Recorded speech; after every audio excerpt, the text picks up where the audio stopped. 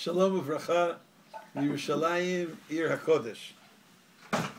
It is an honor for us to study together the Haftarah of Parshat Behar, the weekly prophetic section of study. This week taken from the book of Jeremiah, from the 32nd chapter of Sefer Yirmiyahu, a mnemonic for anyone interested to remember how to remember that it's from the 32nd chapter. If I'm not mistaken, if you count from the beginning of the Torah, I think Parshat Behar is the 32nd parasha of the Torah. So a long time ago, someone suggested that maybe we should remember the chapter number, chapter 32 of the 32nd parasha, which is Behar. There's a story there about, this is the very end of the period of the Jewish people, right before the destruction of the first temple. As you know, Yirmiyahu was the prophet who lived with them through the destruction. And a very, very unusual story is told in the Haftarah. Somehow God appears to Yirmiyahu, who's imprisoned in some kind of special jail because he wasn't taking the government line of what exactly they were supposed to do with the Babylonians. And he was telling the people that they will be exiled. And Hashem tells Yirmiyahu, your cousin is going to come to visit you, and he's going through difficulty with his financial situation. This is right before the destruction. And I want you, because you're his cousin, it was the obligation of close family members to assist their relatives in time of financial duress. So Hanamel, one of the main characters of the Haftarah, Hanamel ben Shalom, the cousin of Jeremiah, Yirmiyahu's cousin, is coming to him with a special plea. Please, could you please buy my field? I have a field that I need the money. I'm pressed. Could you buy my field? And based on the word of God who had told him that his cousin is coming, Yirmiyahu agrees, and the whole Haftarah is the documentation of the sale and all kinds of witnesses. And the point seems to be, for anyone studying the Haftarah, is that even though the Jewish people will be exiled from Israel, they're coming home soon. Oji kanu batim, the Jewish nation will return.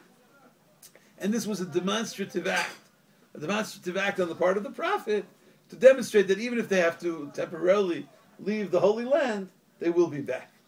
But I would like to focus on one aspect of the story, not the story of the exile, not the story of the return to Israel, but rather on the special level of obligation that's emphasized in a Haftarah, which parallels the teachings of the parasha, that someone who is related to someone else has a special obligation of helping them. The Haftarah begins, and I quote, chapter 32, verses 6 and 7. Vayomer Yirmiyahu, Hayad Dvar Adonai Elai Lemor, Hinei Hanamel ben Shalom Dodecha. Hanamel, the son of your uncle, Shalom, Hanamel, your cousin, will be arriving to see you, and he will say, Kinei lecha, et sadi asher ba'anatot, ki lecha, mishpat ha'geula liknot. Could you acquire my field? Could you buy it? Could you be the one to redeem it? Because it is your obligation. It is your directive. It is the teaching of God that you are the one who is supposed to be there to assist me. Now, this is a message that's found in the parasha, in several places in Parshat Behar.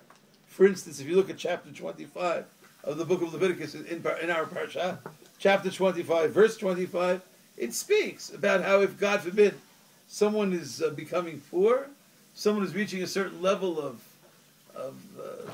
classifying oneself maybe as destitute, as very desperate, and they have to sell their possession, they have to sell their inheritance. I quote, Uvad go alo, I'm reading Leviticus 25:25, Uvad go alo hakarov elav. The Redeemer, the one who was there to assist him, the one who was related to him. V'ga'al eit mimkar achiv. It is his obligation to help his relative out in a time of need. He can't just say, go somewhere else, sell your field to someone else. It's not just to keep the field within the tribe, but it's because there's an obligation to assist relatives. There's an obligation to be there for your cousins. Or later on in the parasha, if you look at chapter 25, verse 49, again, there's some kind of complicated situation where someone is in need of special redemption, where someone is in need of someone helping them to be released, to be freed. And it says, and I quote, chapter 25, verse 49, O dodo, O ven dodo, yigalenu. Either his uncle or his relative or his cousin. One of his relatives should be there to assist him.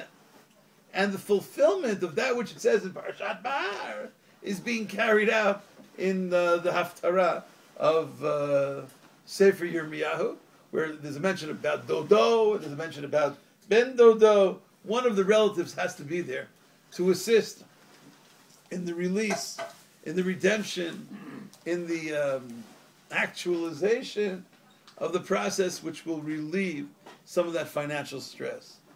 And the rabbis teach in many places that there is an obligation to be close to our relatives. Some people, it's easier for them to relate to people that are not related to them. The outside world. And they can be nice to everyone. And they can be sweet to everyone, and they can be close to everyone, with the exception of the people who are related to them. And in several passages, let's say in Tractate Yevamot, page 62b, the rabbis speak about Mikarev et Krovav, the one who shows special levels of closeness to those that are related to him. In the book of Exodus we read that when you're dealing with laws of charity, you should take care of the ani imach, the poor person that's closest to you. Hakarov kodem. The closer they are in relations to you, the closer they are as relatives to you, the greater is the obligation. If it's your brother, if it's your sister, if it's your father, if it's your mother, if it's your son, if it's your daughter, it's very, very. If it's your cousin, there's a very important level of obligation. And you remember the sentence in the book of Isaiah, chapter 58, verse 7, where he speaks about helping everyone. He speaks about bringing all kinds of poor people into the house. He speaks about sharing your bread with the poor. But he mentions there, Umibisarcha lo tit'alam. Never look away from the needs of your own flesh and blood, of the people who are related to you. Now, certain people have cousins that they would rather not identify with. They have cousins who, don't tell anyone that she's my cousin. Don't tell anyone he's my cousin. No, there's a special reason why she is your cousin. There's a special reason why he's your cousin. And there's an obligation to extend yourself, to assist this person. That's one of the messages of the Haftarah. That's one of the messages of the Parashat. Charity begins at home and at the extension of the home. Many of the great people in our history were cousins. And they worked together. I mean, so some of the greatest marriages of the patriarchs and matriarchs of our nation, Yitzchak and Rivka, were cousins. Yaakov, Rachel, and Leah were first cousins. Mordechai and Esther. Although, for some reason which is not known to me. In so many books I've read that Mordechai was the uncle of Esther. I think he was the cousin of Esther. I don't know where this misconception comes from. Maybe someone... Doesn't it say Dod? Doesn't it say Dod? It says Dod, but it says Esther bat Avichail Dod Mordechai. Esther was the daughter of Avichail, and Avichail was the uncle of Mordechai. If Esther is the daughter of the uncle of Mordechai, then Esther is a cousin to Mordechai, right? I don't know where this. I mean, this is written in hundreds of books. I don't know if it's in any religious sources, right? The concept of, but they're cousins. They're cousins, and maybe there is this obligation maybe there is this obligation, and my mother-in-law, God should bless her. She should be well. She's a great role model for us. She always teaches us the importance of family, the importance of joining with family, not just the immediate family, the extended family.